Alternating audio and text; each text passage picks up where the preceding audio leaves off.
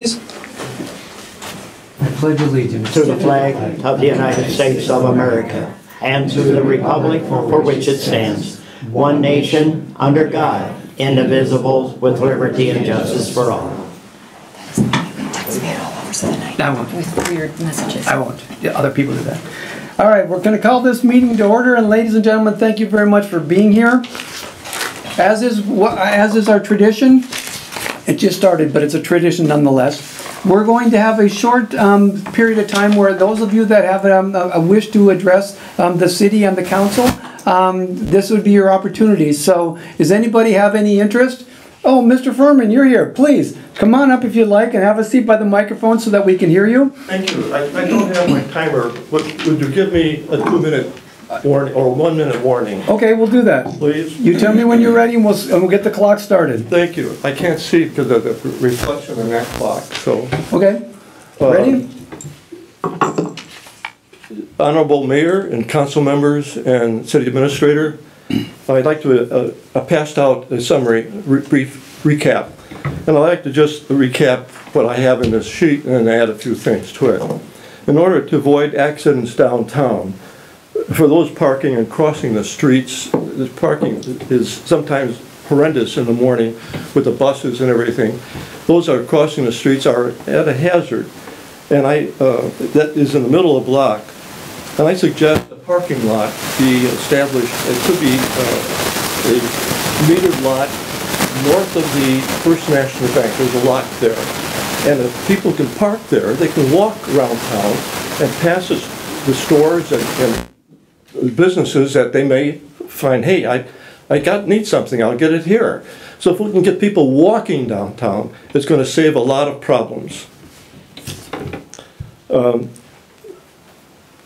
To avoid accidents also, I would suggest no U-turn allowed on Main Street within the Red River crossing area.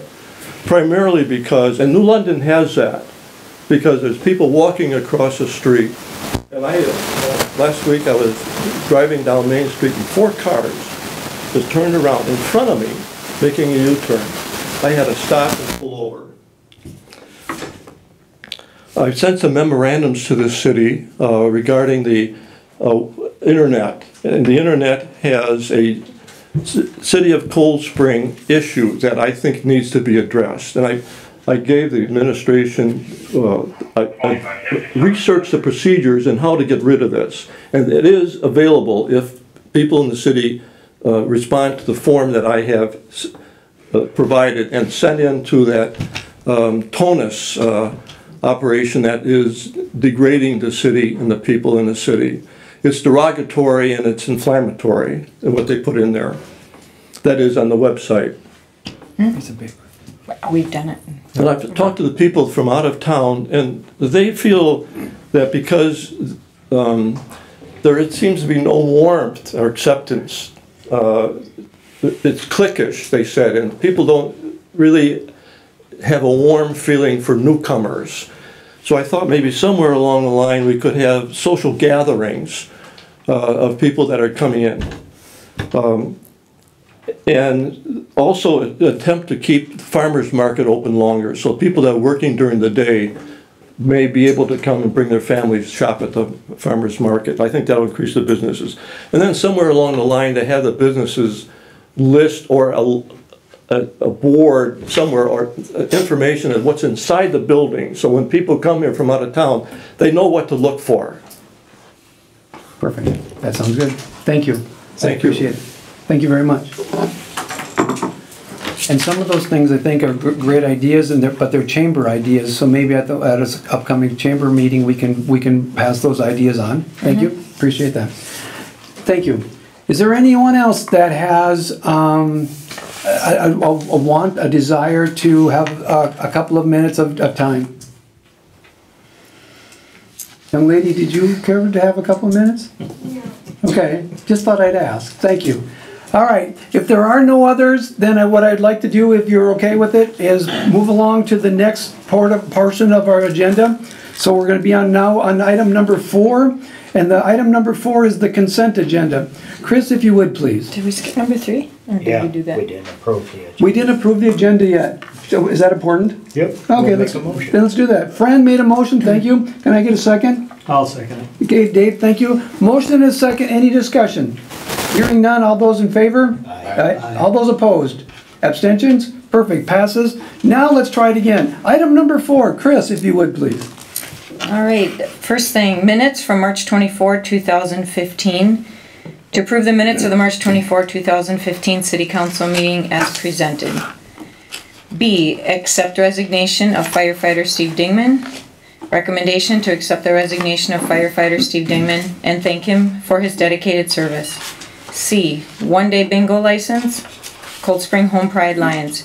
Recommendation to approve Form LG 240B, application to conduct excluded bingo for the Cold Spring Home Pride Lions for bingo to be held Friday, July 24, 2015 at the 200 block of Main Street during Hometown Pride Days. D, Resolution 2015-06 approving a summary publication. Recommendation to approve Resolution 2015-06, a resolution authorizing a summary publication of adoption of ordinance number 333. E, approval of off-premises permit for the American Legion Post 455. Recommendation to approve an off-premises permit to sell intoxicating liquor for the American Legion Post 455 for May 16, 2015 at the Old Glory Run to be held at the Cold Spring Baseball Park. F, approval of street closure for Old Glory Run, May 16, 2015. To accept the recommendations of the Acting City Administrator, Police Chief, and Public Works Director, and approve as submitted the request for street closure for the Old Glory Run on Saturday, May 16, 2015. Furthermore, that said approval is contingent upon the approval of Stearns County. Thank you. Any questions or comments with regards to the consent agenda? Hearing none, can I get a motion, please? I'll make that motion. Dave, thank you. I'll second. Jamie, thank you. We have a motion and a second. Any further discussion? Hearing none, all those in favor? Aye. Those opposed? Thank you. Abstentions? Excellent. Thank you very much. Then we're going to move on to item number 5, which is a presentation by Debbie Nelson with regards to the Rocori Action Packs. So, Debbie, if you'd like to just sit right there and give us the presentation, that'd be wonderful. Thank you.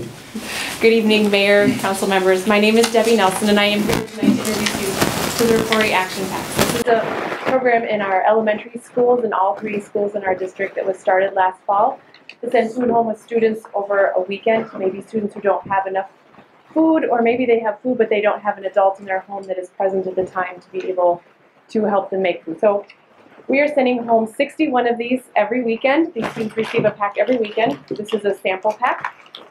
This one has they all have 2 breakfast items, 2 meal items, snack items, and a fruit item.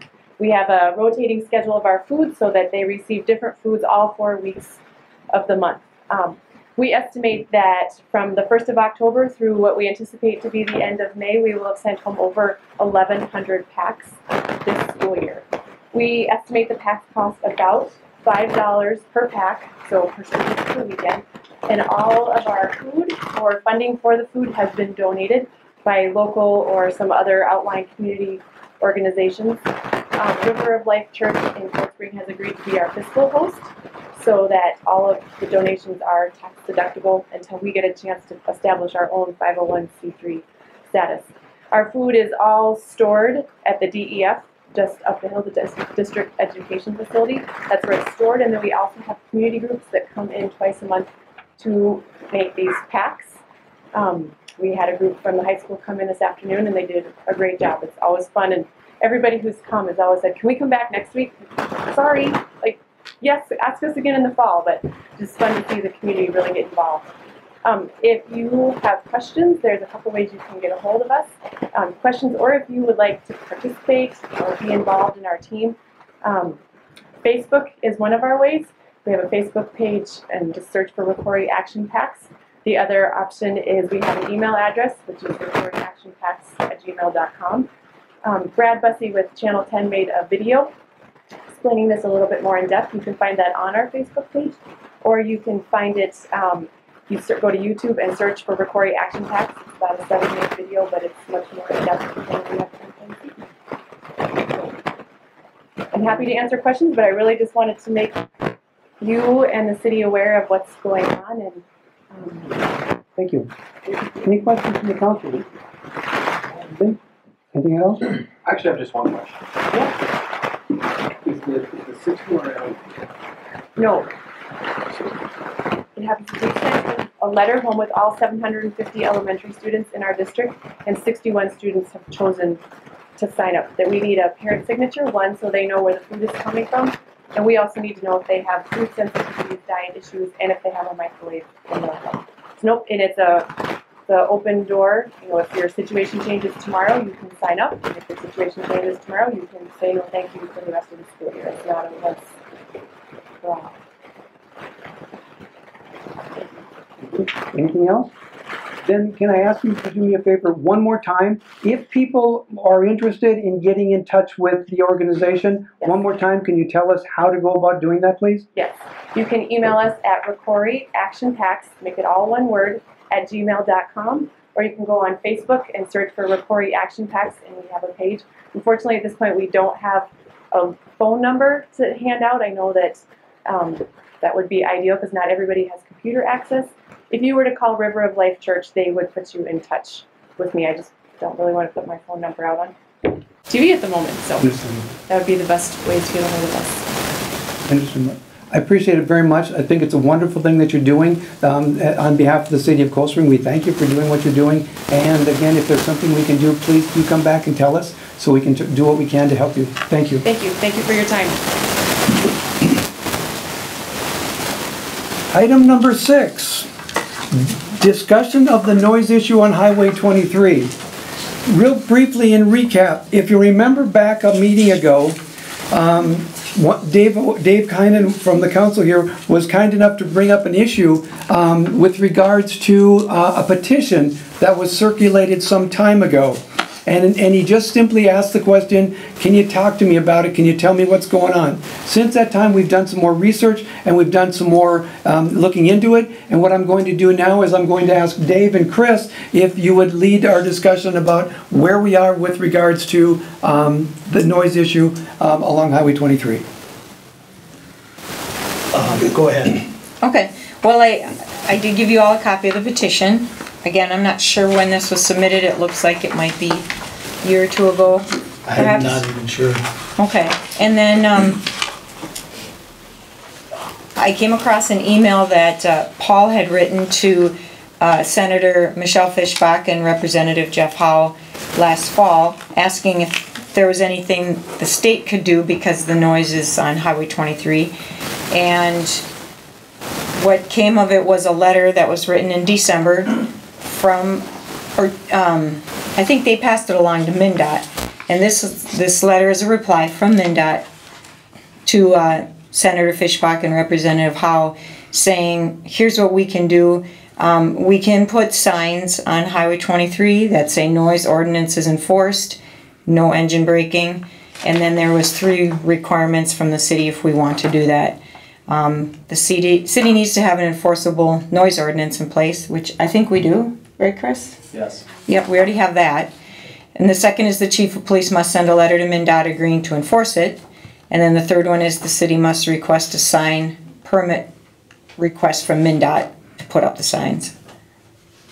And pay for it. We'd have to pay for it. So. Thank you. What do you think? Is it something we want to pursue? Is it something that leave it alone? What do you think we should do? Was the jake braking isn't the issue. Tire noise is what's also the issue, right? It started off, I remember this, it started off to be jake braking. Yeah. And I think the state did some kind of a study and found out it was tire noise, and they can't do anything about tire noise. Tire noise, they wouldn't be able Yeah. to, no. But The other one otherwise- is motorcycles revving from here out, you know, once they hit, what is it, 7th Avenue? I think it's 7th there. they're winding them up pretty good, I guess, so Yep. that's the other thing. I don't know what a person can do about it. How does that sound travel up that hill then? Is it through an echo or they don't know? I don't know. Living up on the avenue where I live, you can hear the jake braking really well, but once they get past the house, it's not quite as bad. The motorcycle revving it's just a whiny noise. Is it? But in the summer when there's leaves on the trees, it kind of muffles it. It's right now early spring when everybody's got the motorcycle fever that they're out there. But even in the summer when there's groups of large motorcycles going by, you can hear it, but you can hear it and it's gone. It's a few seconds. And if we're in the house with the window shut, it's not that bad to me, but again, I live up on the hill past the tree line. I don't live down on the road, so. It says here rush hour, early mornings and 4 a.m. Yeah. A concerned citizen had written in here. But it don't sound like a barrier is going to happen though, right? Well, that's kind of what we got back when Paul was pursuing it last time. What we kind of got is the fact that there's no money in the budget, the state's budget, for them to put up a noise barrier. And short of a noise barrier, there really isn't a way to muffle the tire noise and that kind of stuff. And if you like, we can ask the police chief, and I'm sure Chris would give us an answer. But unless you're actually there and you see the guy or the person revving their engine on the motorcycle, there really isn't a whole lot we can do about that either. So we have to rely on common courtesy then, right? And if a sign, I don't know if signs would slow the jake braking down. What do you think, Chris? The problem I'm gonna have is, or we're gonna have is, it's gonna be a lot to do with perception of an individual officer. So, I worked the road here for 20 years, and because the road is low and the homes are high, I honestly don't know, what you're gonna be able to do with that. To say jake braking is an issue, there again, when we had that, this was several years ago when we had the complaint, when Phil was around, and we sat on the highway just listening for jake brakes coming into town, and you heard very little, you know what I'm saying? So, you could put that sign out. Now, is that gonna eliminate everyone from doing it? No. No different than at Green Meadows when you have those signs saying no semis coming in. Does that eliminate semis from going in there? No. Does a narrow road eliminate semis from going into Green Meadows? No. So you're always gonna have that. So like Franny said, common courtesy goes a long ways. So to say we're gonna be able to enforce a noise ordinance, something like that, it's gonna be extremely difficult to. Not saying we can't, but there again, it's gonna be open to perception. And like Jamie was saying, one guy's noise is tolerable, and then to the next person, it's not tolerable. No different than every motorcycle. Like Paul here. You got some guys that have Harleys that are extremely loud. You have the next one is this even a Harley, So a lot of the Japanese bikes are yes, yep, right. So but who gets the it's Harley guys. So to say there again, that's perception. So I don't know what to say. It's when the road was designed, and I know what you're saying. And we noticed that too. When the foliage was up and growing, it was very minimal. You know what I'm saying? So it's a few months in the fall and a few months in the spring when people have their windows open. I think it's a problem. I really don't know what to tell you on that. Okay, thank you. And I just thought of a follow-up. So putting up an extra sign, that's probably not going to make a big difference either? I personally don't think it will. But it might stop the people that are law-abiding anyway. It may encourage them to be law-abiding. Yeah, you know what I mean? Some like courtesy, but there again, when you're talking a trucker that's going from here to whatever, Wyoming, you know what I'm saying? He's traveling 40 cities in that time frame. So to say that he's going to see that sign, it's probably going to blend into scenery at that point. Do we need a sign to make the ordinance effective? I would say yes, you would need some kind of signage to let people know that you're, coming into a community that is that. And I think that's what that letter stated on the, the state, to do that, you'd have to put that. So yeah, so to make that enforceable, I would say yes, you probably would want to. No different than a speed limit. Yeah. It's kind of under that same guidelines. If you're going to do it, if you want us to enforce it, you would have to probably put some signs on it. But would the state let us put a sign? state would supply a sign, I'm guessing. Yeah. They have signs that are designated for no matter what it is. They have a sign for just about everything. And that they would put the sign up, from what I gather, and then they would send the city the bill for the sign. And maybe that would deter a little, some of it. I don't know. And the property owner that had talked to Dave Yeah. had given this article from the Times about the sound barriers, the big wooden, and I think he came in and talked to me too, and he said, this is what we really want. Yeah. I don't even know if, do we do these, or MnDOT does these? The You big know what? barriers? These big wooden barriers? That's a MnDOT thing, if I understood I would- things correctly. I That read would, that article once, and it's like, they put it up, but it's very, very costly. And they'd have to, the way that one, if I understood it right, is the funding comes from like new construction or rebuilding of the road or something like that. I know Rice up there, they put barriers up. And they got mixed reviews on that too yet. But I don't like looking at the barrier either. and that, again, that goes back to the perception thing. Yes, absolutely. And, I think if we start out with, probably put signage up and see if that lowers some truckers will probably see that and like Fran said, common courtesy, they probably won't use their Jake then. I don't know. But at least it'd be a start. Well, and I think it also shows that to the community that we're trying to work with them with regards to addressing different issues of concern. My question would be, does it matter to the council how much this is going to cost, or do we want to do it no matter what, or do we not want to do it no matter what? What does this What's signage a sign cost? Anybody have an idea? A sign? Are we talking $500? Are we talking $5,000? Yeah, that's what I'm saying. Do we care? Maybe what we should do is at the next meeting, come back with a number, and if we decide that the number is a reasonable investment, I think we should decide to make the investment, and that again gives the police department one more arrow in their quiver, which then allows the ability for hopefully people to be more courteous, knowing that this is what we're asking of them. Yeah, I think so too, yeah. Okay. All right, so is that, you okay with that? Yep. Excellent. Thank you for that. We're on to number 7, approval of the joint resolution for annexation. Chris, if you would, please. This is for the Eric and Tanya Leiter property. This is a joint resolution that our attorney put together.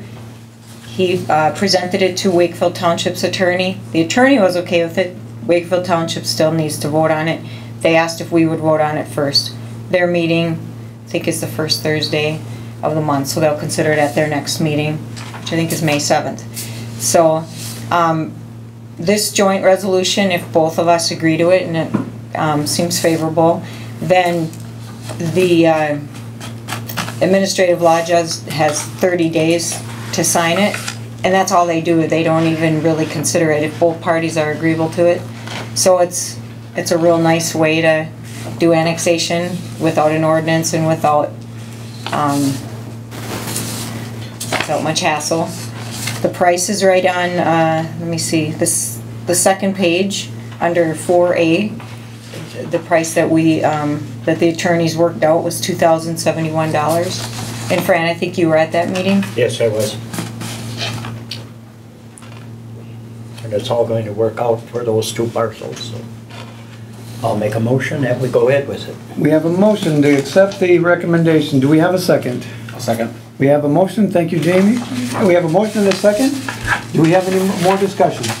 Hearing none. All those in favor? Aye. Aye. All those opposed? Hearing abstentions? Unanimously passes. Thank you very much. Thank you. Okay, can I just stop just for a split second? Going back to that item, basically what this is there was a resident that was not in the city of Cold Spring. They wanted to be part of the city, so they petitioned to be annexed into the city, and with that started the whole process so that we could then negotiate with the township and come up with a resolution. Right. So if there's anyone else out there that is in the township that would rather be in the city, her name's Chris Dockendorf. She's the city administrator. Give her a call. Is that a sales pitch? It'll work? Okay. We're gonna leave it at that. All right. Item number 8, acceptance of a resignation. This doesn't sound good. Please, you two, help me out with this one. Number 8, please. Fran, do you wanna? Yes, I'm on the EDA, and Joe Warren was part of us on the EDA, and he, at the meeting last night, he asked that he would like to step down because he has other commitments and stuff, and I would like to, let's see, you two guys yet? No, you're the next one on the EDA.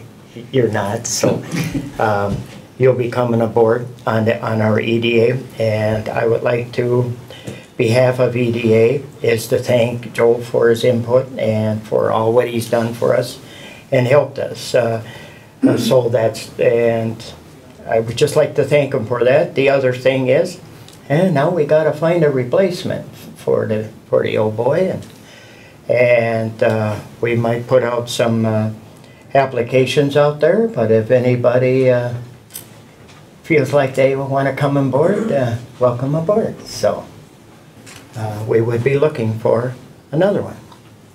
Excellent. Thank you for that. So again, Joe, on behalf of the city of Cold Spring, thank you. The other thing is, if you have any interest in the EDA, I believe on the Cold Spring City website, you can go to the website, and then on the website you can get more information with regards to what the EDA does and when they meet, that kind of information. So if you have any interest at all, please go there and take a look at it so that you can familiarize yourself with it, and then we will be looking for a new EDA member. But right now, we have a recommendation to accept the resignation of Joe from the EDA, and then to approve the advertising for a replacement. Can I get a motion to that effect, please? I'll make that motion. Thank you, Fran. Can I get a second? Second. Thank you, Dave. We have a motion and a second. Any further discussion? No. Hearing none. All those in favor? Aye. All those opposed? Any abstentions? Perfect. Thank you very much. I appreciate it. Item number 9 of the agenda, Chief of Police Report, Mr. Chris Boucher, please.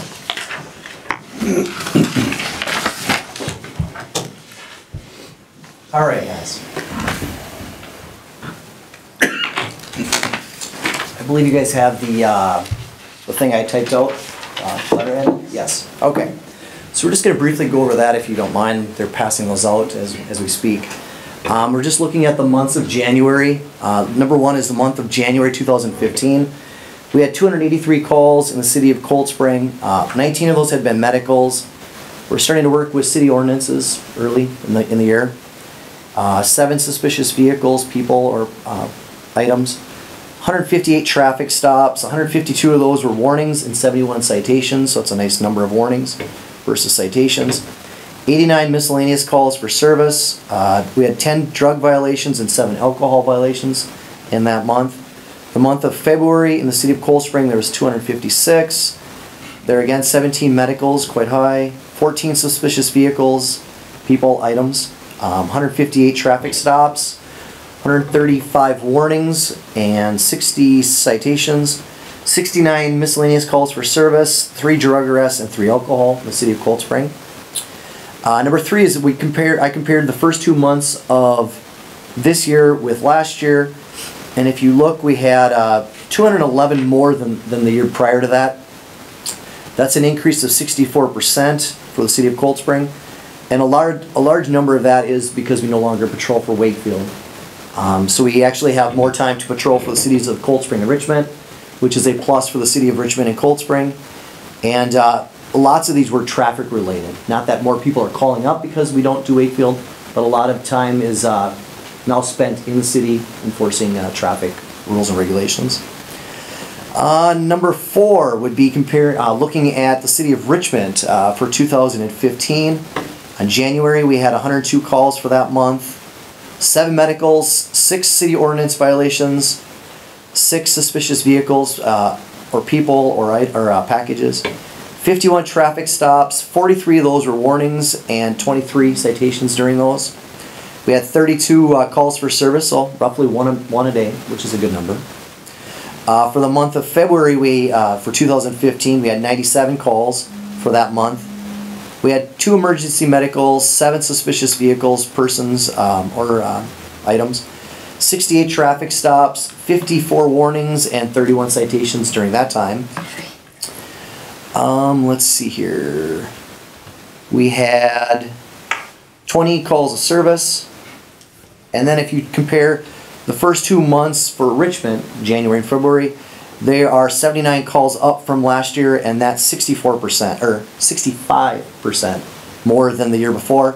And if you look at what's very interesting is if you look at Cold Spring went up 64% and Richmond went up 65%, that means there's equal share per time, you know what I mean, allotted. I mean, to say that's even possible, I don't even know how that number came that close.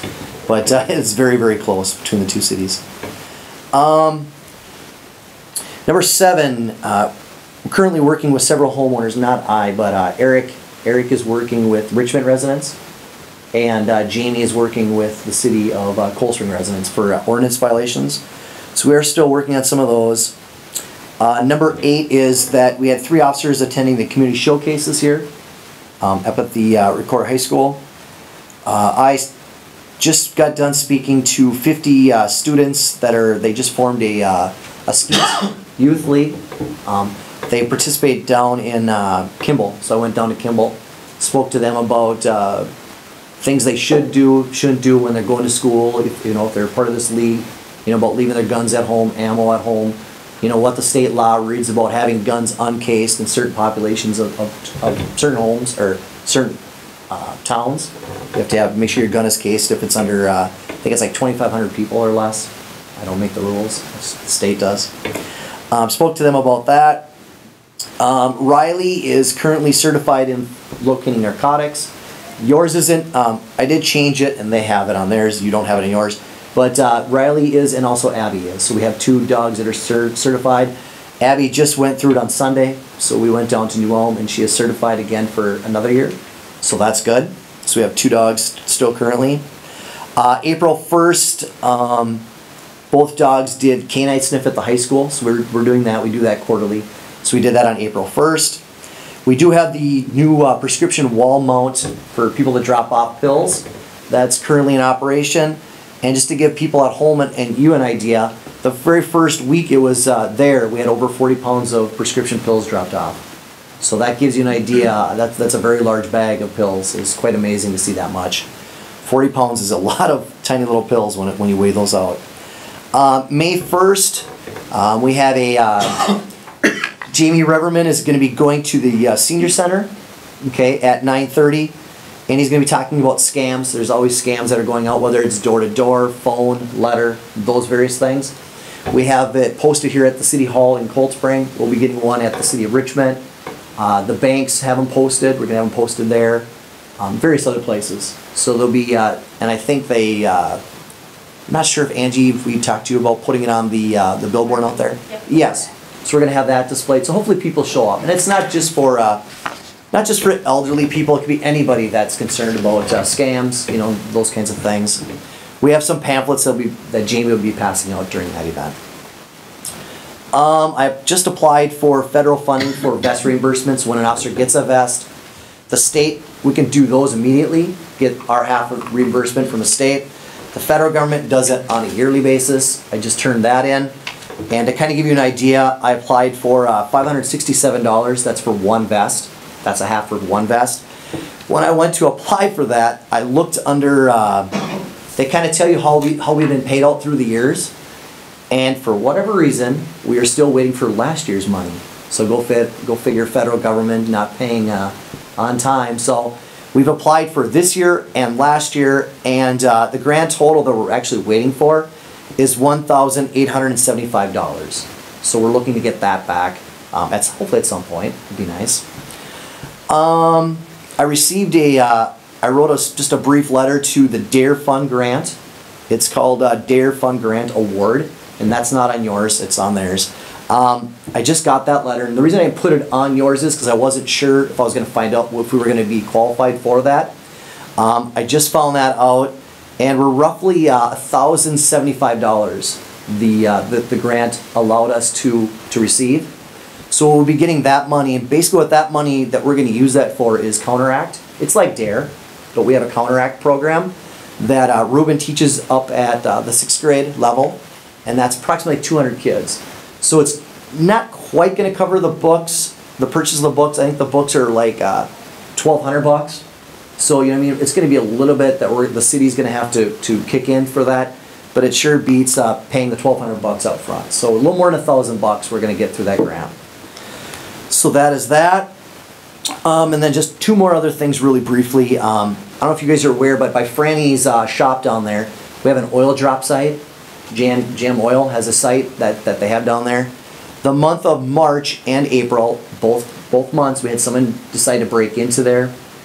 We had cameras set up after the initial one. We got some surveillance videos of the person breaking into it on Friday. So this would have been Friday night. We had a meeting with various officers from other departments just yesterday. I showed them, the officers, the images, hopefully that maybe one of them would recognize this car. It's a very describable car. And luck would have it, one of the officers from Paynesville recognized the person and the car. At 5 o'clock last night, 5:30, I found out he was in Renville County Jail. So I went there last night and interviewed him, and he confessed. So we've got those two things resolved. To give you an idea, the boxes that Jam Oil puts out for that money drop, so if you bring in filters, they expect you to throw in a couple bucks to take care of the cost to get rid of the filters. So to say there's a lot of money in those things, there's not. The problem is when the guy would go in there and vandalize it to break it open, he would completely destroy the stainless steel box, right? Well, the stainless steel box itself was like $425, right? So you figure that's times 2, and the city installs them for Jam Oil, right? And that's like $200 a crack. So needless to say, he got whatever, $30. It's not even $30, but he got $30, and now he's being charged with a felony. So you can imagine how bright that bulb was. So he did confess to that. So we have that pretty much resolved, and it ends up being just in today's when I was at work, I think there was three other departments that was calling for that information. So it's more than likely not just going to resolve our 2 break-ins. It's going to resolve things from Renville, I think Wright County. There's Candiway County. They're calling us to get this guy's information because why? He's their suspect also. So it worked out very nice. And it was all stemming from, it turns out he got arrested out in Renville in Sacred Heart. It's a very small town out in Renville County. And he was just randomly stopped because he was being suspicious in a business area. And they found him with some burglary tools. So it's amazing how it all worked out. It's one thing to be looking for somebody, but when somebody like that is in jail, it's easy to find him. Where if they're not incarcerated, it's like a leaf on a tree. It only knows where he's going to get blown to. So when they're incarcerated, it makes it much easier for us to locate them. It was nice that he gave me a statement too. But and then one last thing. Today I went up to the preschool and went and had a canine talk with 100 4 to 5 year old kids. So I'll probably be losing my hair very, very soon. So we did that today. Abby and I did that today. So do we have any questions about what you guys had just seen and maybe what you had heard? Council got anything for him? I just have one question. On the April 1st, the canine sniff at the required school, are you able to discuss the results of that? Yeah, we can discuss that briefly. I'll tell. It's very common knowledge. The kids, when they're at the school, they generally don't keep it in their lockers because they know that the school has control of the lockers, right? So we do the canine sniffs earlier in the morning. Because why? Because there's still the odor on, let's say, their jacket, backpack, maybe some books. So the dog isn't trained to find the substance itself. The dog is trained to find the odor. So once they call it a soft lockdown, okay? What they do is they just advise the teachers it's a soft lockdown, meaning you're not allowed to allow your kids to leave that class. So for example, if the dog indicates on a locker, we find out, the school finds out whose lockers. We don't really get involved after that point. The dog will indicate on the locker. The school will go and find out what class the kid is in and personally bring that kid down. And then they'll speak to the kid, and whatever they do, that's on their end. That's about the only thing we do, because if we do any more than that, it becomes a legal issue. So by us going to the school and saying, locker 121, the dog is showing interest in 121, whoever that locker is, we have no idea. You know what I mean? So the school is in charge of the school, you know, who's there, who's not there, you know, what's to be allowed there. So they actually the ones that do the investigating. When they go and talk to the kid, we're more than likely not even in the room when they go to talk to them. Because there's legal, if we were to get involved and we find something, we can do nothing, like criminal-wise. So if they do it and they handle it, the outcome is the same, if that makes sense. There's a little bit less, you know, the cops are in the room, you know, you talk to my kid and, you know, now he's ashamed to come to the school and, you know, all sorts of things get twisted up. So we just prefer to stay away from that. So pretty much what we do is we do the canine sniff at the school. And there again, it's very nice to have 2 dogs because Abby, she's not capable of searching that many lockers by herself. So by having 2 dogs in there, one does the middle school and then starts with the high school, and then the dog in the high school, you know, does as much as that person can do. And along with this, the lockers, they do the gym area, you know, like the lockers in the gym, because there's a chance that it could be in there too. So then once we finish that, then what we'll do is we'll have the road officer, myself, and the other canine officer go and we call it plain view. It's where we go through the parking lot. We leave the dogs out. You know, the dogs are not searching at this time in the parking lot because we don't want to be accused of scratching somebody's car and so forth. So we don't use the dogs in the parking lot. And then what we simply do is just walk by the cars and look for things in plain view. We have found guns in vehicles just in plain view, shells, marijuana we've seen in plain view, pipes, paraphernalia we've seen in plain view. That by far generates more for us than the actual locker search itself. But we do the locker search more or less just to keep them on their toes, if anything else. And there's chances that, you know, if you're in your car going to school and you're smoking weed, you know what I mean, your books are obviously going to smell like it, your jacket, your backpack. So that's the main reason we do the lockers. We have a very good idea that there's nothing in the locker. It's more or less to get the odor and get that started, if anything else. So we do that. But the main thing is the plain view. And people get confused that plain view is not a search of your car.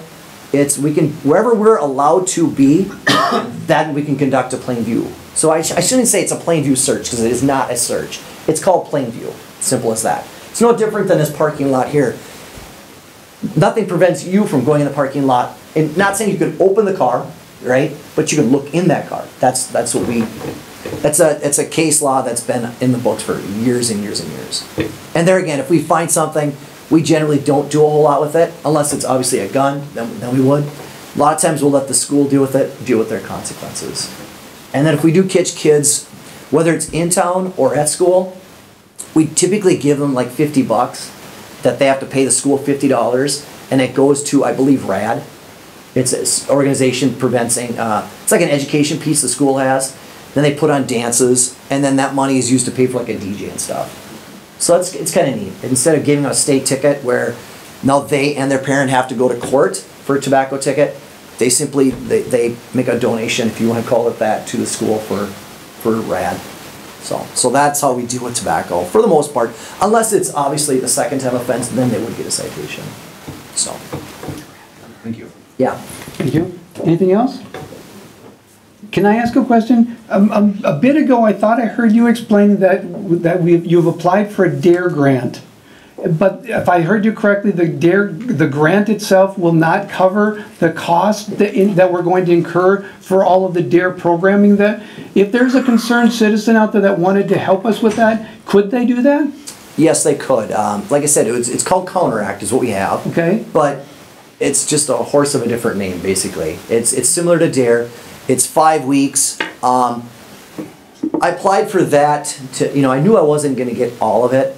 And just to say that I got to that close a number, it was pretty amazing, to be honest with you. Because there are other departments out there they're asking for $4,000 or $5,000. And they got the same dollar amount we did. Okay. So I mean, to say our percentage was much higher than their request. But yeah, so if somebody wants to come and donate to Counteract, they could come here down to City Hall and say, I'd like to make a donation for the Counteract program. And like I said, it's taught to all kids in 6th grade, so the middle school is who it's taught to. So if you have a son or daughter that, or a granddaughter or grandson, or whoever, or a neighbor kid that lives in the city of Rockville, Cold Spring, or Richmond, obviously they would more than likely attend Ricori in the 6th grade. So that covers pretty much all the kids in this area. Some obviously go to St. John's and so forth, but yeah, so there's over 200 kids that go through that program every year, and like I said, Ruben has taught that, so. Thank you. On behalf of the city, again, thank you and your officers for doing what you do for us. We really appreciate it. Thank you, Chris. Thank you. Thanks, Chris. Yes, and then looks like we have a few more things. I was going to say, then we have a couple of things. Do you want, Chris, can we ask, can Yes. this Chris instead of that Chris? You bet. Lead, okay? You have a couple of these things? Okay. So, letter B, approval to dispose of abandoned / found property. Recommendation to approve the disposal of 2 Pioneer speakers with no serial number, a Sony CD player with no serial number, and a Panasonic CD player with no serial number. Can we have a motion, please? I'll make that motion. Dave, thank you. Second? I'll second. Jamie, thank you. Any discussion? Hearing none, all those in favor? Aye. All those opposed? Any abstentions? Perfect, thank you. And letter C, approval to sell abandoned found property by sealed bids. Recommendation to approve the advertising and sale of abandoned found property by sealed bids. Motion for that? I'll make a motion. Jamie, thank you. Second? I'll second. Dave, thank you. Motion is second. Any discussion? Hearing none, all those in favor? Aye. Aye. Those opposed? Abstentions. Excellent, thank you. Chris, thank you. Thank you very much, guys. Thank you. Item number 10, Public Works Director, Mr. Hessian, please. And Brian, if you'd like to just join him up here.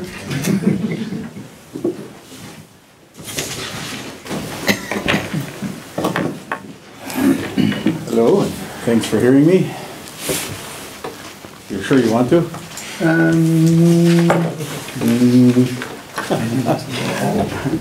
Okay, first we have to approve the rehiring of part-time seasonal parks employees.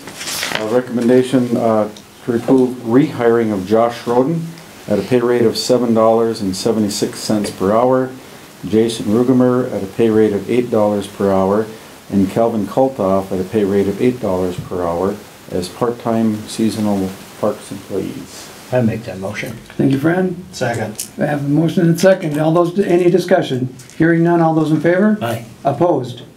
Abstentions? Excellent, thank you. Thank you. They've all three done a good job in the past, so we're gonna rehire them. Next, approve advertising. Recommendation is to approve the advertising for 1 additional part-time seasonal parks worker, primarily for the baseball park. And we commonly do this, it just the last one didn't come back, so.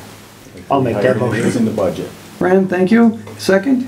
I'll second. Jamie, thank you. A motion is second. Any discussion? Hearing none, all those in favor? Aye. Aye. Those opposed? Any abstentions? Perfect, thank you. Okay. Next, we have a pump repair.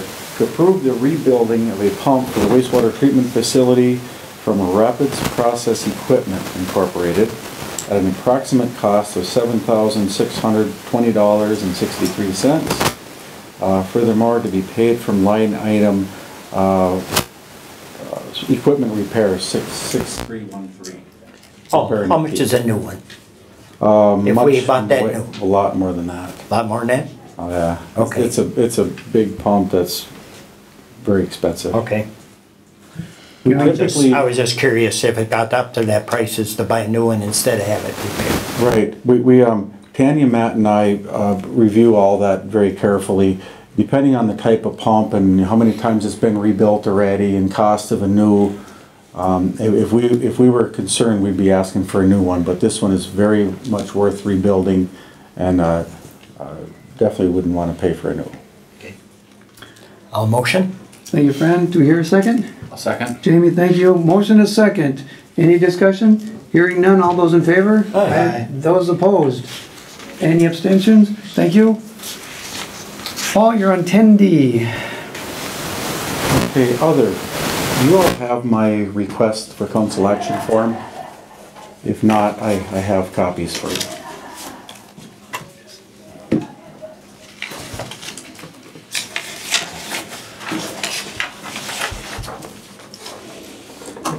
Okay, and I'm gonna get started.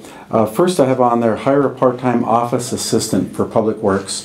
We used to have one, Julie Zimmerman. She was awesome, and she left well over a year ago. We've had it in the budget to replace her. I just didn't do it. The only reason I didn't is I'd have to spend a lot of time with this new person, get him going, and I just didn't think I had the time. But now I'm just that much further behind, and the office is in more disarray, and I think it's really time to get a little bit of help. So the budget has $3,354 in it, which represents 300 hours per year, which is 6 hours per week, at $10.75 per hour. That's all we were paying before.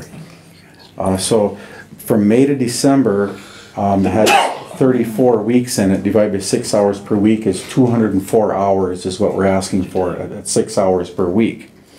So I'm requesting step 0 of group 2, which is $13.46 per hour.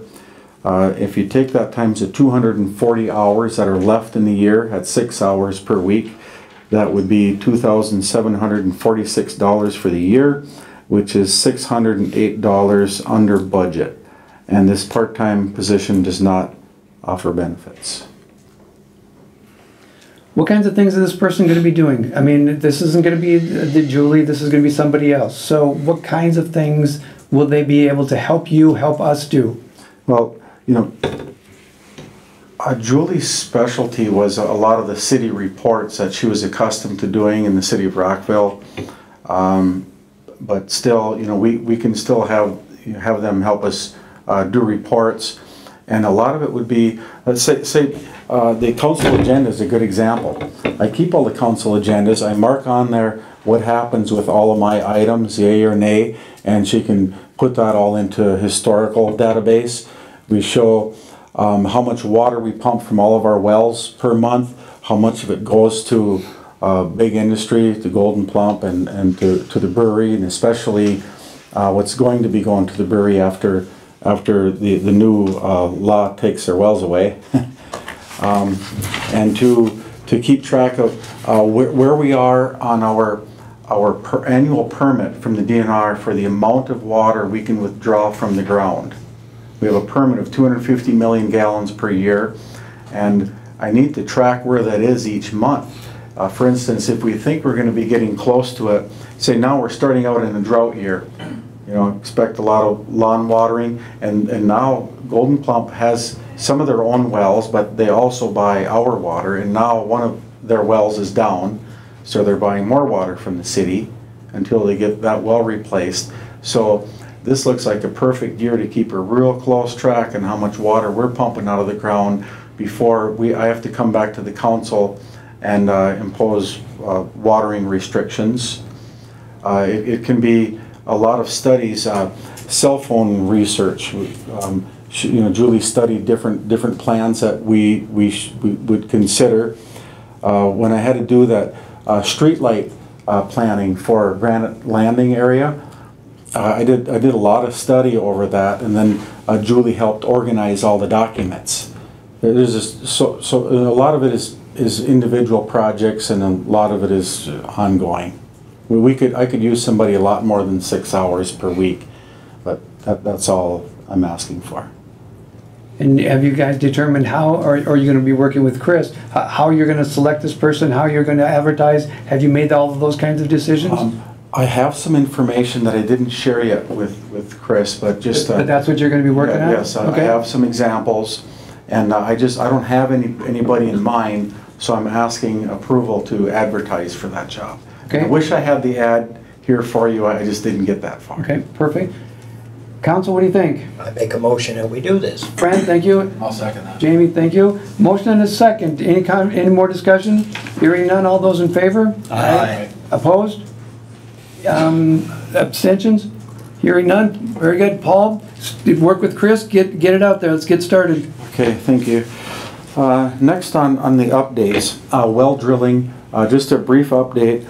Out in the Fraley property down Greystone Road, we did drill one more well, or one more hole. It's not a well, it's sealed again, but it's by a Rotosonic rig, which is really unique. Normally when you drill, picture an auger going down and you're putting mud with it, and the mud helps bring up all the soils, and you can screen out that mud to see what soils it's bringing up, get a pretty good idea of what's there. And the Rotosonic rig is like taking a core sample, not using any mud. I'm not going to try to explain how this machine all works, but you can take a 10-foot core sample, pull it out, you lay it on the ground on plastic, and you go in, take the next foot core sample, lay it beside, so you can see exactly what the soils are, for help with the hydrogeologist to analyze what potential there is in the area for water withdrawal. And also it really helps the well driller determine exactly what screen to use, what length it should be, diameter, kind of the pore space in the screen. And so we finished that one, and it's looking promising. And tomorrow I believe we're drilling a test pumping well. It's 8-inch diameter. Just picture an 8-inch casing in the ground with an 8-inch screen at the bottom. And the sieve analysis for the screen isn't completed yet, but it's probably going to be like 20 feet high or deep or so, and 8 inches round. And then we'll be able to put a submersible pump in it and bring a generator out there to run the pump and test pump that well to check quality and quantity. And I don't know when that's going to happen, because I have to get approval from the DNR and the health department for this test pumping plan before we can test pump. So I'm hoping it's going to be soon. Don't know, but at least you should know that we did the Rotosonic drilling. It looked promising, and tomorrow we drill a test pump. Thank you. Next, discuss job descriptions. The Kathleen Murphy study. I think that I should have redone job descriptions quite a while ago. Just lack of time. I didn't get it done, but it really needs to get done now. And here's an example of why I need to redo the descriptions. When Dave Keese quit, he had a title of equipment operator. Well, all of my staff are equipment operators. It makes no sense to have anybody that's titled equipment operator when everybody is. And I have some other reasons. I'd like to get a little more structure. That I don't think I can effectively run all 5 departments and everybody out there. I need a little more structure under it. I have some good plans, but I guess they're still in progress. So as of now, I'm thinking I should email the plan to the whole council as a review for those who've been on the council, and for Dave and Jamie it would be new. Email the plan so you can see exactly what we're planning to do, and that I'd like to get started with Kathleen Murphy. I've been planning to the last couple days, just didn't get to it. So I guess maybe expect to start using Kathleen Murphy a little bit, and at the next meeting in 2 weeks to have a little bit more of a plan. But at least by giving a bit of an update now and emailing the plan to you, then you'll be a little more prepared for the next meeting. Yeah, if I can, the Kathleen Murphy thing, that was the study that we the council had agreed to undertake some time ago, a year, 2 years ago, yes. Whatever, and it's kind of just stalled out. Do you have any answer to where we are with that process, or do you have an answer to where we are with the process? We finished step 1, which is selecting which one of her options we would use, and now and then I can email those options to you, and a lot of it is how much of it are we going to pay Kathleen to do, and how much are we going to do. Okay, and again, I appreciate you getting that information out to us so we can all see it, but my bigger concern is electing that we're going to do it ourselves to save money is a great idea. Actually doing it ourselves is perhaps an even better idea. So my question is, Can you get that information out to us? And then where are we? Are we close to having something? Are we not close at all? Where? Well, and it's my understanding we were gonna do it one department at a time, am I right? And I think when Phil left, there was some talk that we should do the police department first, but then that problem kind of resolved itself. And then Dave Keese left, and then we said, well, we should probably do public works first and get that situation figured out, because he's got a part-time person in there. And now, I think our department probably, you know, I think all the departments probably need it, but it's like, who needs it the most right now? But I think where we left off was that Paul's department probably. So I actually talked to Kathleen a few weeks ago, and she called me for something else, and she said, where are you guys at? And I kind of told her exactly what you heard here tonight, that Paul's working on job descriptions with his employees, I think, and once she gets done helping their department get updated on job descriptions and recommendations for positions, then I think she's going to tackle police and admin, not necessarily in that order, I'm not sure. Right. Is there a reason why we're doing it one at a time? Is there a reason why we can't do all of it at one time? I don't think so. I guess I'm not sure. I wasn't I here would when say you part of first that talked is, about it. you know, if I'm gonna redo job descriptions for my department, then it's one department. Well, it's 5 departments: water, wastewater, stormwater, streets and parks, the public works department. And so then I don't feel like I should really work on the police or admin, and they probably shouldn't be working on mine. I'm thinking that's why they're separate.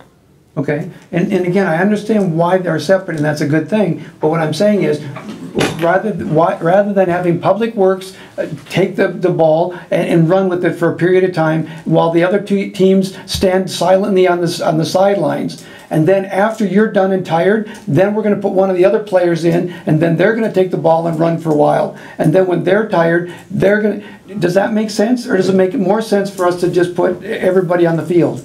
Well, I like where you're going with that, because you know, Kathleen Murphy sent some job descriptions from other cities the way she would like them laid out, to put percentages on job duties. Say, how much time does Tanya spend with water and how much with wastewater? Or the other people, how much is it in parks and how many in streets, and what percent of your time on stormwater, to help segregate that way.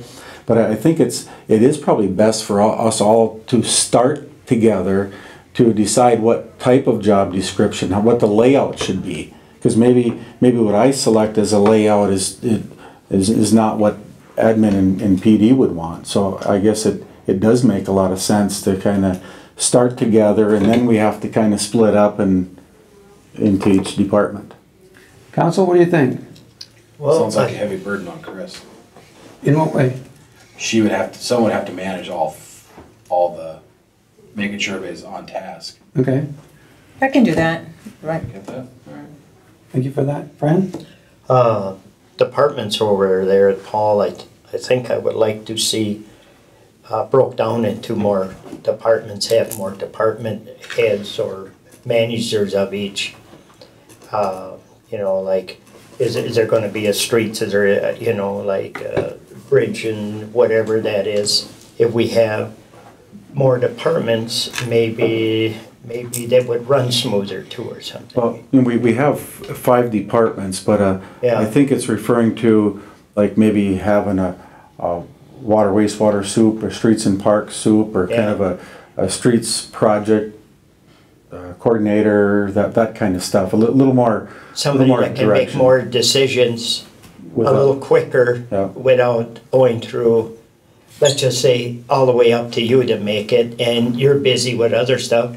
And let's just say there has to be a decision on a something to be done, like should we plow that snow this morning or not, or stuff. And then they would probably say, well, let's wait for Paul to get here. But sure, maybe the guys that are doing the plowing, somebody in that part of segment of it makes a decision, you know. Right, and maybe kind of like the police chief having a sergeant. Yeah.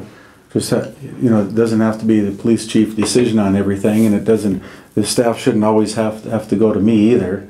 And you know, snow plowing is a great example. Ron Fuchs pretty much runs that snow plowing, but he doesn't have any designation. But is he to do recognized for it though? No, and he doesn't have any designation for Right. it. And I'm not asking for somebody specifically for that, but, you know, just looking for a little more structure. And then that would happen in the job descriptions. So if we get started citywide degree how the job descriptions should be laid out, which style we want to select from all of Kathleen Murphy's examples, or we have our own example. However, I agree the city should collectively decide what style it's going to be before we all individually in our departments start filling them out. Maybe it could start with a meeting with you and Chris and I and Kathleen. Yes, Get all on the same page. perfect. And can you do that between now and 2 weeks from now, so that at the next council meeting, you can come back to us and tell us where you are? Yep. And maybe give us some idea as far as a projection of when this might actually occur? Yeah, Perfect. yeah. I'd give her a call 4 tomorrow. weeks. 4 weeks? Yeah, because I think you're not gonna be here the next meeting, Yeah. so. Okay, at the first meeting or second meeting in May? Yeah, that makes sense. 4 weeks roughly. Yeah. Is when you guys have to come back with something from Kathleen, something from yourselves, and a plan. Can you do that? Yep. Perfect, excellent, thank you. Any other comments with regards just to that, what we're just talking about from the council? Again, I like the idea that we're actually gonna start this process and actually do it. It's something we've talked about for some time. The idea of having a description that you can actually hold the employee to, but at the same time recognize the employee for what they're doing, I think it makes some sense. I'm excited about actually getting this done. So thanks the three of you for doing it. Let's get it going. Thank you. Okay, next, Safe Routes to School grant. Pete and I left Brian's office like after 4 today, I guess, talking to do some Red River Avenue utility planning, all the pipes underground, to get back to my office to get a voicemail from the feds that we did get the Safe Routes to School grant. So I guess Brian and I could give a better explanation of that at the next meeting. But just generally, if you get north of the 250 intersection, there's a sidewalk on the west side of the street that kind of veers away up to the high school, kind of going from there with a wide sidewalk all the way up to the elementary school with access to the south end and the southeast end. It's that project, and on that one, it's a $180,000 total project. But it's not just that walk, it's putting in some crosswalks and flashing crosswalk signs, kind of like Murray has on Red River Avenue. And picture you're coming in from the north side, they have those dynamic speed signs, show you how fast you're going, to have those also coming in the school zone from the south side.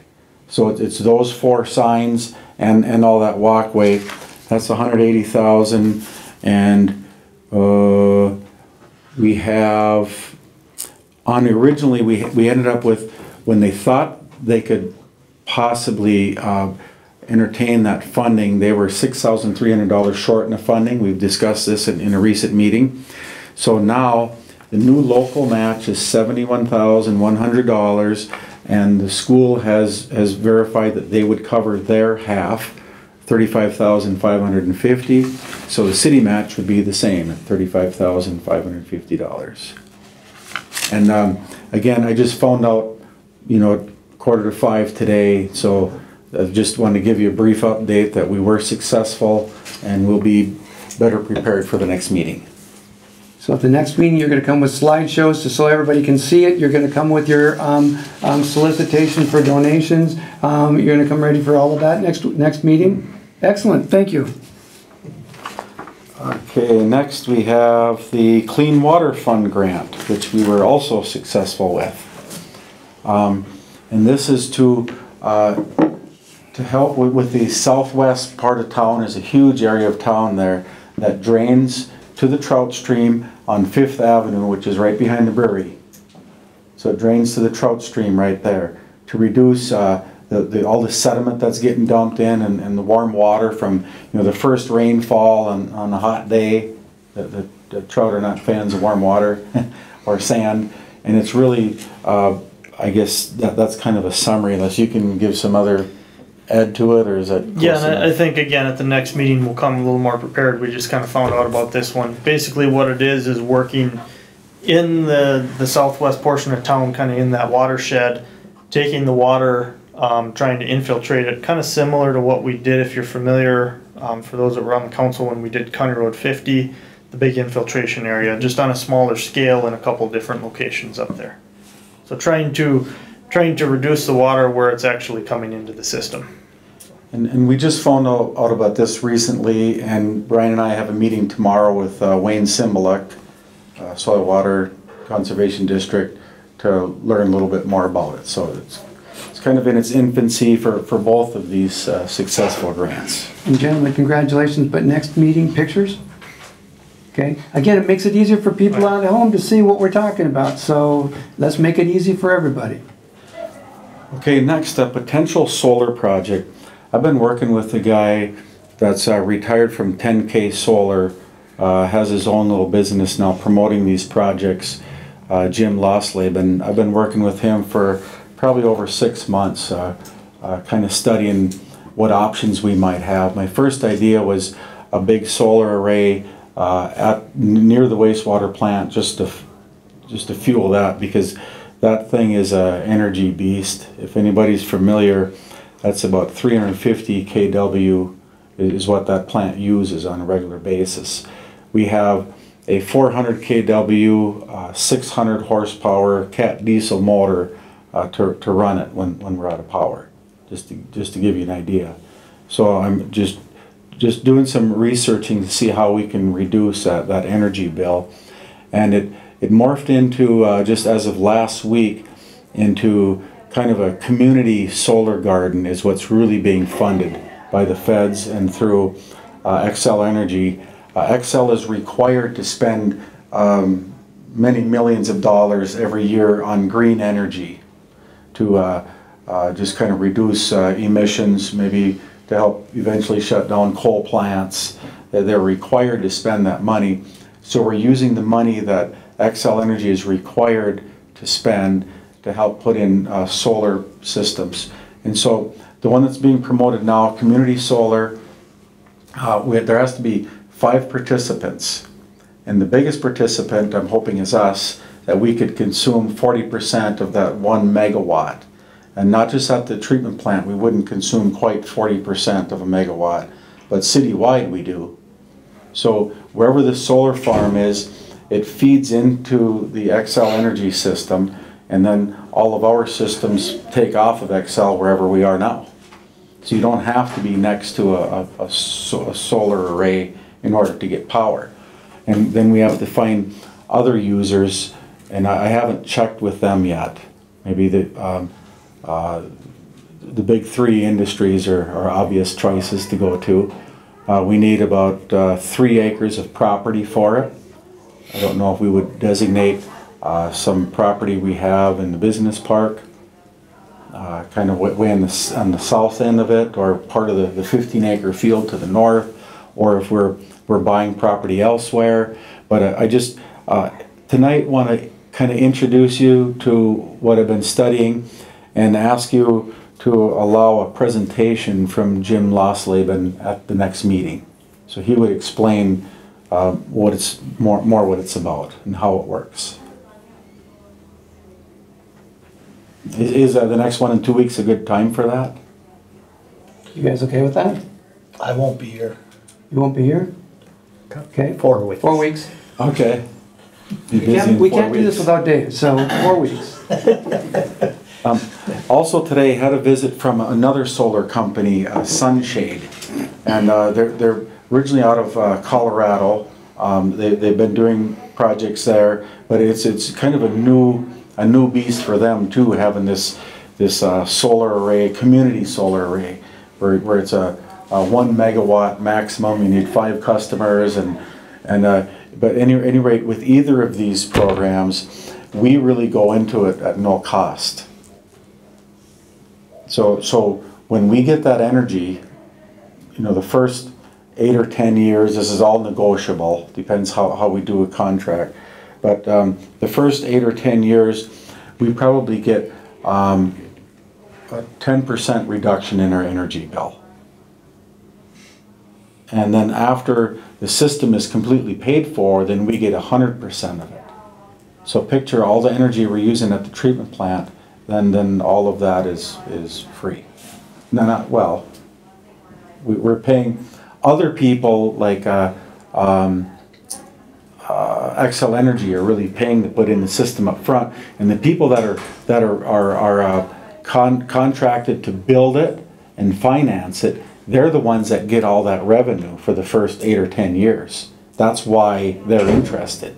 That's why we wouldn't get much the first 8 or 10 years, and after that we get it all. So I just it's kind of a complex program, and I think before I get more involved in it, I'd like to get the council involved. I think that's a good idea. Again, 4 weeks, come on back. If we have time on the agenda, we'll have pictures and everything so that everybody in the community can understand a little bit what we're talking about. The community can start embracing the concept of community solar energy. I think it's a great idea. Let's do it right. Let's get people in here that know what they're talking about. Let's get some information in here, and then let's talk about it. And if we decide that's a good idea, 4 weeks from now, we'll give you some better idea as far as what direction the council wants you to take. Nice. Okay. Well, for a while, I put these plans kind of on the back burner because we buy our energy pretty cheap because we have that big generator. So if I just picture a hot summer day, you know, business day, businesses are all going, everybody's household air conditioners running. When Xcel Energy is at their peak or afraid they're going to go over their peak, they'll call people like us, and we have to run the generator to take that 350 kW off of their system. That's why we buy energy pretty cheap all year long at about 8 cents per kilowatt. But even at 8 cents, with this new community solar array plan, it seems to make sense to me. Perfect, thank you. Okay, we have water system flushing planned for May 20, 21, and 22.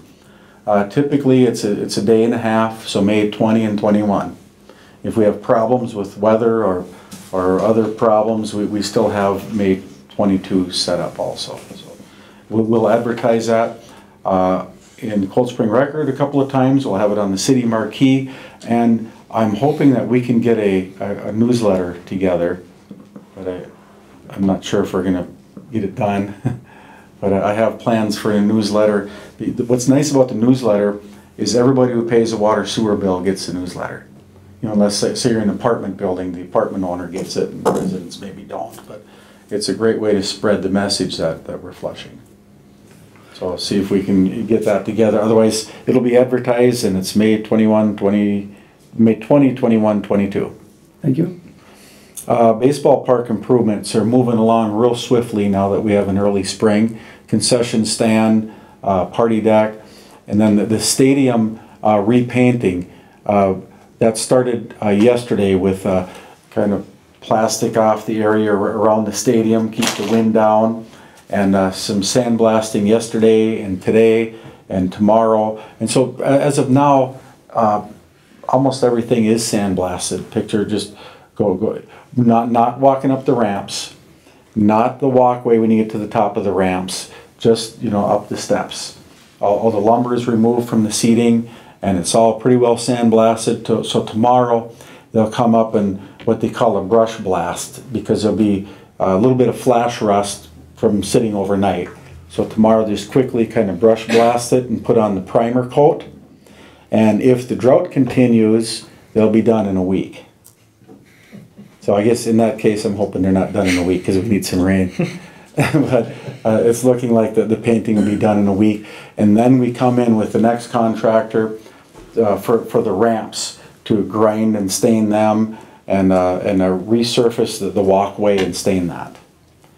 It's all coming together. If you go up there and look, at the last meeting I told you that over the winter without a lot of snow plowing. Staff has been able to do a lot of other projects. One was Sean Gardy and Pete Weber cutting down railings that are up there that don't meet requirements anymore and building new railings. So those are done and will soon be painted.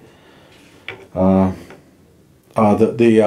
light tower that's right by the first baseline, that one was taken down, and that should be going up this week, except for road restrictions. Can't get a crane in until road restrictions are lifted.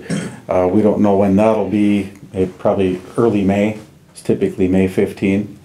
So then that light tower will go up soon. That's all I have for. Will it get baseball. painted laying down? You know, I'd like it painted while it's laying down. While it's laying down? It's cheaper to paint it laying down. I was up there looking, it's, sure could use that. I had 2 different companies look at it. Yeah. I got one price. One company gave 2 different prices. One price while it's laying down, another price while it's in the air. And it's twice as expensive if you wait till it's erected. I have a price of $3,800 to paint it where it is, and a price of $8,000, slightly over $8,000 if it's erected. And he's thinking it's probably cheaper to take it down with the crane, paint it, and put it up than it is to try to paint it while it's up there. So I would like to paint it. Paint this one now. Well, we would now because I can't even get the crane in. Yeah. And so I would like to get it painted, $3,800. And meeting we just had with the baseball commission, you know, they don't have the money for it. I didn't know the tower was coming down when we did budgets last year, so I don't have the money for it. So if we can take it out of general fund or something, we could paint it. The easiest thing to do is put it up without paint. It just doesn't seem right, because I look at it like we're wasting $4,000 by putting it up without paint. It could use a paint job. Yeah. Then it wouldn't look. The others would look worse maybe, but this one is right where everybody comes in. It's going to be the main entrance, and now it's laid down. You know, I'd really like to get it painted, and there's no money set aside for it. So who do we gotta talk to? General fund people? I guess. Typically, let's say that came out of general fund, then we would budget for it in next year's parks budget to refund the general. Right, Chris? Mm-hmm. Can we do that? Mm-hmm. According to our finance people, what Paul just said is true. Sometimes we advance parks enough money to be able to paint the tower, and then next year they pay us back. So what's the wishes of council? Do we want to advance them the money, or not? Yeah. Paint it. Paint it. I think we're hearing that we want to paint it. Do we need a motion to spend the money? I'll make a motion. Dave, thank you. We have a motion to advance parks the money. Do we hear a second? I'll second. Jamie, thank you. We have a motion and a second to advance the park. Okay, before we go any further, I usually at this point ask if there's any further discussion. So I'm going to be that further discussion. How much are we spending? It's a little over $3,800. I don't have the exact number. Okay, so the motion that I thought I heard Dave say is not to exceed. Okay, Fran? But the erection already, the setting of it, that was already in the previous cost, so we don't have to, we don't have to worry about erecting it because that was already budgeted. Well, it wasn't budgeted, but the No, it's baseball just the commission paint. is paying for it. Yeah, and then that's what I'm going by. We're gonna paint it, or if people are worried about we gotta pay for setting it up, that's already in it. Right, baseball commission is paying for that Okay. anyway. Okay. So Dave, did you say that the motion was not to exceed on that number? I don't remember the number. The 38, well, let's go 39 just to be sure. Not, right, it's definitely under 39. It's under 39. Okay, so if I can paraphrase the motion, Dave's motion was to advance the Parks Department and a sum of dollars not to exceed $3,900 to paint that tower while it's down. Yes. And Jamie, was that what you seconded? Yes. Okay. Any further discussion? Yeah, is it wired, right, got the right wiring on it, since Oh. we're looking at the paint? Oh, not yet, but baseball commission's paying for that too. We're buying a a new transformer. Now each of those towers has a high voltage transformer attached to the tower. So of course we had to take that out to take the tower down.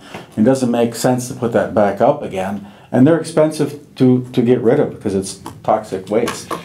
And so that would be just set aside for now. And then Baseball Commission bought a ground mount transformer that would be on the concrete pad that's already poured under the base. So the base of it going up, I don't know, 20 feet or so is already there. And then the rest of the tower is laying on the side. So the transformer will be underneath it. And it will really help enhance the entrance. But I do have to tell you that on the Baseball Commission meeting that we just had, they voted no paint. Because I think it's because there's no money. Just install it like it is. Can you change your mind? Well, it's a city park, so it's our lines. But Yeah. I like to. The Baseball Commission is very, very helpful. They do a lot for us. They're raising a lot more money for this project than what the city's putting into it. They organize all the games, schedule all the games. They do a lot of manual labor too. They do a lot for us. So I hold them in high regard, and that's part of why I have to tell you that they voted not to paint it, and I'm saying we should paint it anyway. First of all, thank you, Baseball Park Commission. Second of all, we have a motion on the second on the floor. Gentlemen, remembering that Paul just said that they recommended not doing it, but I think the reason they recommended not doing it was because of financial concerns. Remembering that, I'm going to now call the question. All those in favor of the motion, say aye. Aye. Those opposed? Those that abstain? Thank you. We're gonna advance the money, get the tower painted. You can get the tower painted. Thank you. What, you got it all done? Just one more update. Okay. Old Glory Run, May 16th. Benefit for disabled veterans. All the money, the proceeds go locally. So that has raised enough money to buy a couple of big vans for St. Cloud VA to haul veterans around. And I just make sure people are aware of it. Come join us. May 16th. May 16th, starting at the ballpark? Yes. With the newly painted tower. Yes. Okay, thank you. That's it for number 10, I believe. Number 11, City Engineer Brian. Mr. Mayor and Council. Couple of quick updates. Last week we bid the 2015 Cold Spring Capital Improvements. To refresh your memory, that was the Second Avenue extension as well as 14th Avenue connection. So bid those together. Low bidder was Kramer Trucking and Excavating at $249,474.63. That fell about where we figured it would. We had an engineer's estimate of about $270,000. I think it came in nice, especially given the small quantities and the being it's a small project. Those tend to be they tend to fluctuate a little more. So we had 6 bidders total. So we had a nice turnout. And then I would be looking for approval of those bids. So what we're looking for is resolution 2015-7. We're asking to adopt that resolution, a resolution accepting the bids and awarding the contract for the 2015 Cold Spring capital improvements. And Fran made a motion to accept that. Do I hear a second? Second. Dave, thank you. We have a motion and a second. Any further discussion? Hearing none, all those in favor? Aye. Those opposed? Any abstentions? Very good, thank you. Brian, when do we start? Once road restrictions are off, we'll get the notice of award out to the contractor. We'll start doing getting the contracts and bonds and insurance rolling here in the next couple days. Get a pre-construction meeting, and then once we clear all those hurdles, then we can start. Excellent. When we see the crane come in, Paul.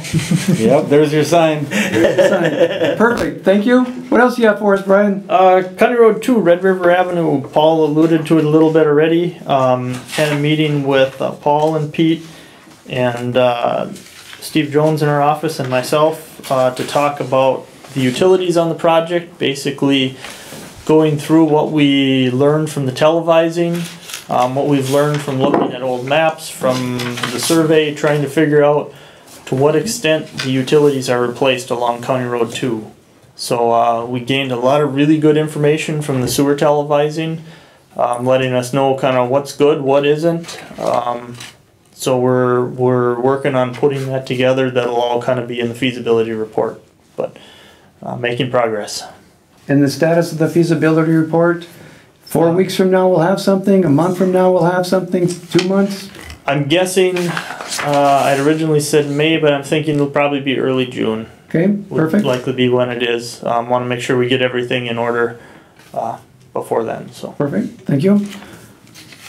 Also on County Road 2, I had previously talked with city staff, with Chris and with Paul, as well as I had sent an email to the council regarding WJON radio and doing an interview regarding the improvements. They're interested in hearing about it and what we're doing to what we're doing for the town. And so just to let you know, that will be tomorrow at 12:40 p.m. So I'll be on the radio. Really? So feel free to listen in on WJON. Really? I believe they do. I don't know the exact extent. So we can't call in? Feel free. Don't beat them up too bad. What else do we have for us, Brian? Otherwise, Paul already mentioned about the stormwater grant. More information to follow at the next meeting. So. Excellent. Council, what have you got for Brian? Good job. Thank you. Agreed. Thank you. Agreed. That's it. Gentlemen, you can be excused, so to speak. All right, we're on item number 12, some updates. My first update that I'd like to ask about is, if ladies and gentlemen, you'll remember on the minutes to the March 24th meeting, somebody mentioned that they inquired with regards to the requirements to be a resident, to be eligible to serve on a city board, such as the Planning Commission, Park Board, and/or EDA. Chris, please, if you would, you've already sent us some information, but would you be kind enough to tell the rest of the world what you told us? Sure. I did get an email from Chuck the next day asking for me to just tell him through email, so he got his answer the next day. But the answer is, to be on Park Board or Planning Commission, you need to be eligible to vote in the city, which means you have to live in the city. And for EDA, you have to either be a resident of the city or own a business in the city. So that's it. Thank you. So, by the way, that means we actually do listen to your questions and your concerns, and we do actually try to respond to your questions and your concerns. So please, if you have questions or concerns, please let us know. All right. There are a couple of other things that I'd like to respond back to you on, to update the council and the city on. The first one, all I'm going to do is read a quotation from the city attorney. It's with regards to the civil court case that the city is involved in. We're calling it the Johnson case. This is the quote that I've been authorized to read. The parties will be participating in mediation on April 15th, 2015, as required by the scheduling order of the court. So tomorrow, Chris will be going to a mediation with regards to that court case. Hopefully we have something more that we can report after that, but as of right now, that's all we're authorized to say. All right, the next thing, Rocori Trail Construction Board. If you remember, we have railroad tracks that run from Cold Spring to Rockville. The railroad tracks that run along that property, for years we've been saying to the construction board, do not lift those tracks because we have businesses that are interested. We have contacted those businesses, formerly known as the Cold Spring Granite Company, Golden Plump. We contacted the Cold Spring Chamber, and we asked if anybody has a strong need to keep those tracks there, and nobody answered in the affirmative. So therefore, on our last meeting, I told the Rocori Trail Construction Board that the City of Cold Spring will not object to them having the tracks removed, buying the land, and continuing or extending the trail. So that's the latest update on that.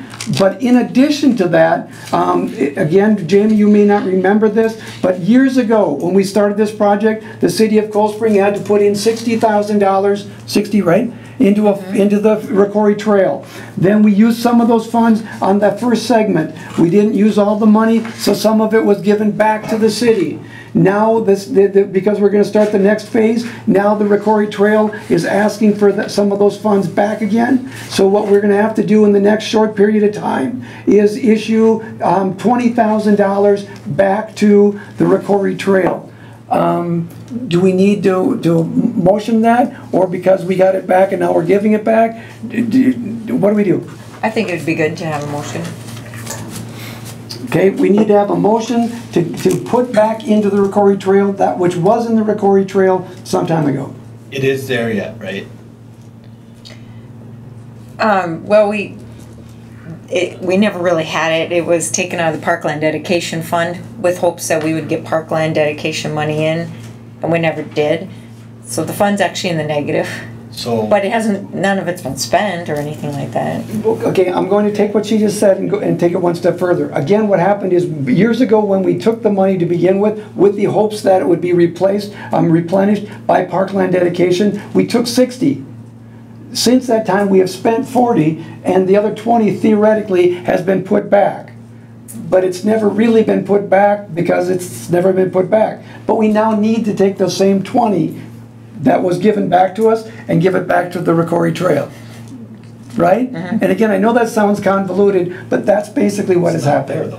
The cash itself is in a bank account, yes. Okay. Yes. Yeah.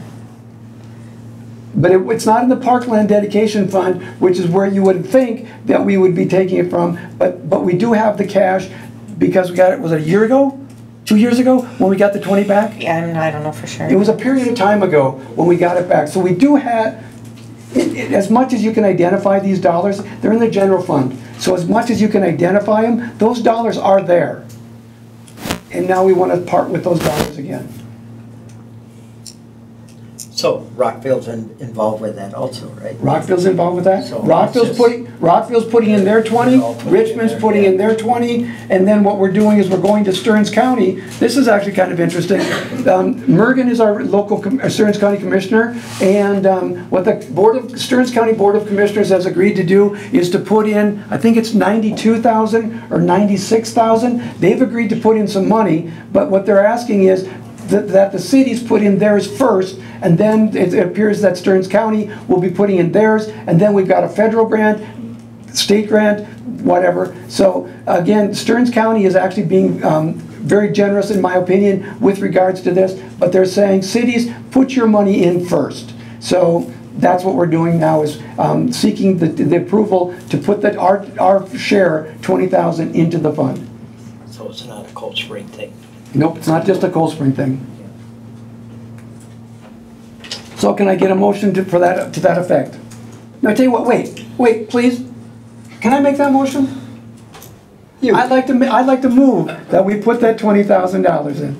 Now I need a second. I'll second it. Jamie, thank you. Any further discussion? No, basically, this is coming out of the general fund then, right? It's not really It is. no money. Well, Excuse me. how the fund accounting works is when you have a fund that's Okay. running in the negative, it's Yeah. in a sense borrowing it from another fund for the time being. Okay. And in this case, probably general fund, yeah. All right, so we have a motion and a second. Any more discussion? Has anybody else put in money yet? I think Richmond had their board meeting, or the council meeting. All three cities are at the same time having the same discussion. And again, I'm not sure the exact timing, but the answer is yes. Yes, Just out of sir. curiosity, how far past Rockville will the trail go? It'll go, excellent question. It'll go into the city of Rockville and then eventually goes north towards, there's a business north of town, some sort of a racquetball club, that we won't mention any names specifically, but it will go directly in that direction, and then it's supposed to hook up to, is it the Beaver Island Trail? That sounds right. Okay, Beaver Lake then- Trail or Beaver Lake something. Trail? Okay, someplace up there, then it hooks up to another trail. So when it's all hooked up, basically, from St. Cloud to Wilmer will be all a connected trail. All right, so we have a motion and a second. Any further discussion? Hearing none. All those in favor? Aye. Those opposed? Abstentions? Thank you very much. All right. The next thing I have to talk about, on March 31st, the city hosted its first listening session. What we did is we invited members from the real estate community in to join us, and we had a meeting. And what we asked was, what is it that we can do, we the city of Cold Spring, what is it we can do to help the building development community? How can we help you help us? And we got some very interesting information from them, and I want to bring up 2 points in particular for tonight. The first of the two things that I want to bring up is the fact that what we found is some of the builders were concerned about the cost of our building permits. And real briefly, please understand that the city, whether it's Cold Spring, Richmond, Avon, the city has to raise enough revenues to pay its bills. And whether you do it in the form of property taxes or in the form of fees, you still have to raise enough revenues. What the city of Cold Spring has done in the past is we've agreed that we're going to keep our tax rate as low as we possibly can. And that the people that are building these new homes, they will have to pay a slightly higher fee, but that means that everybody else gets to keep their taxes lower. So the first time when you build the home and you're putting that cost of building the home into a mortgage, it's slightly more expensive, but every year after that, we're less expensive. For a case in point, using tax capacity as our measuring stick, the city of Cold Spring is at about a 44% measure of what our tax rate is. A lot of cities in the area are at 80% or 90%. So again, we're a very good value, but our building permits are higher.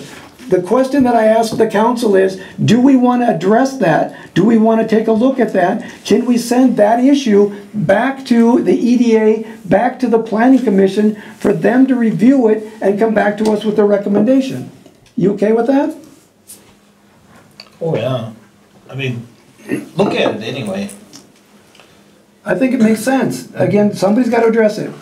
Okay? Then the other thing about it they were talking about is with regards to Blue Heron Heights. Again, that's a development on the south side. It's in the city limits. And they were concerned about the fact that Blue Heron Heights has a bunch of lots that went through foreclosure, and there's now a lot of assessments against those lots. And those assessments make it very expensive. So should the city plan to discount the price? Should they not do it? And again, what I'm going to ask you to do, can we send that issue as well back to EDA, back to planning, and let them take a look at it and come back with a recommendation?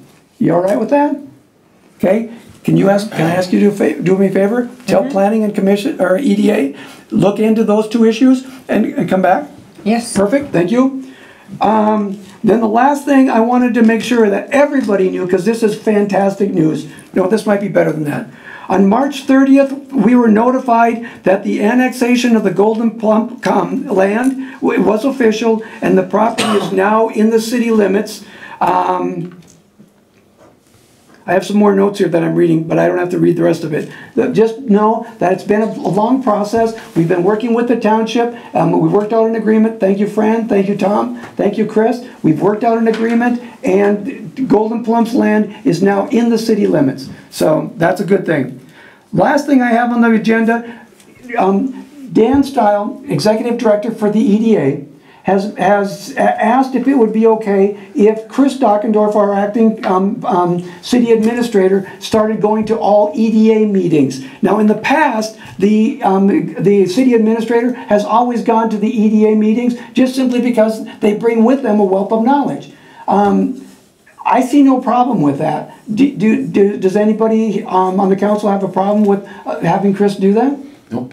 Okay, Chris, you're going to EDA meetings. Okay. I'm done. Anything else? Any questions? All right, excellent. We're done with item number 12. Now we're on to item number 13. Discussing the criteria for the open meeting, open forum. At the beginning of the year, we started at the beginning of the every meeting, 3 minutes, anybody that wants it. Since last meeting, the question has come up, what criteria do we use as far as who gets 3 minutes, who gets on the agenda? Should we just let administration figure that out? Do we want to give them some guidance? What should we do?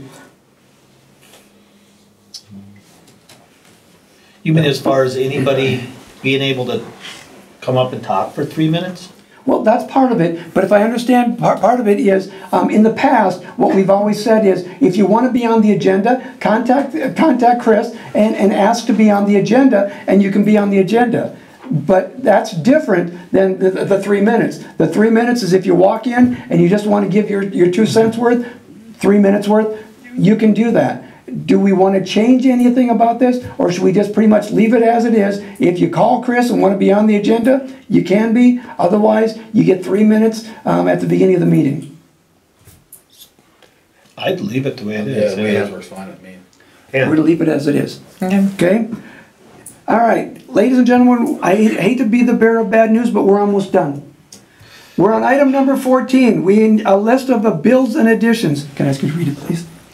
Recommendation to review and accept payment of the accounts payable according to the list and supplement the list presented by city staff. We need somebody to make a motion to pay the bills. Yeah. Okay, we have a motion. Was that Dave? Is that you? Okay, we have a motion from Dave. Do we have a second? I'll second it. Fran, thank you. We have a motion and a second. Any further discussion? Hearing none. All those in favor? All those opposed? Abstentions? All right, thank you very much. We're on to number 15. Council, what have you got for me? General comments. I have one, if nobody else has. Got it. Okay, I had a meeting with Wakefield Township, and we had that with that annexation, and we've, I have noticed that Heidi Stahlberger's been at our meetings, a lot of them, and what that was brought up at our meeting is like, the township would like to know that we should be invited to one of us to go to their meetings and sit with them and just be there too, just like how Heidi is here. And I thought that would be a good idea to keep things rolling and to keep things smooth, because there's going to be more annexation coming, and I need if we're going to do this, I need a trailer to ride on with good tires. So, and I think by going or having somebody go to the township meetings, and the way it sounds like they would like to have somebody like us, one of the council, to go sit there. So do we have a liaisons? We have a liaisons to lots of other stuff. Do we create a liaisons to appoint somebody to go to the Wakefield meetings, to calm things and to make things smooth and to make things nice? Excellent. Okay, how often do they meet? Once a month. Once a month. Yeah. Once a month? And their meetings are usually on what day of the week? Yeah, that's what I don't know. I think it's the first Thursday. First Thursday? Yeah. Okay, does anybody have a burning desire to once a month go to a township meeting on the first Thursday of the month? David, I was looking at her, but because she's not here. And you know the old axiom, right? Let's talk about it later. yeah, Yeah. it's something to think about. Let's think I mean, about it, and in 4 yeah. weeks, and then we'll talk about that too. 2 weeks. No, 4 weeks. Okay, put that on the agenda, please. 4 weeks from now, we'll talk about it again. In the meantime, I'm serious. No, Give some I thought think it's to a- I whether or think it's a not you good can idea. clear your calendar and whether or not you even see any benefit. Because if we see no benefit, then why send somebody? But if you see benefit and if you can clear your calendar, it might make a real good opportunity. Like Fran said, we're going to have to work with them a lot in the next couple of years. The better the relationship, perhaps the easier a whole lot of things go. So, Fran, thank you for that. What else? Jamie, what do you got? I got nothing. Dave? Got nothing. Got nothing? Chris? Members of the sitting out in the audience? By the way, I want you to notice, I actually asked this time. The last couple of meetings I didn't ask, and somebody brought up the point, what are you doing not asking? I asked. Anybody else? All right, then I need a motion to adjourn. I make that motion. Thank you, Fran. Do we have a second? Second. Perfect. All those in favor? Aye. Aye. Opposed? Abstentions? Thank you. We're done.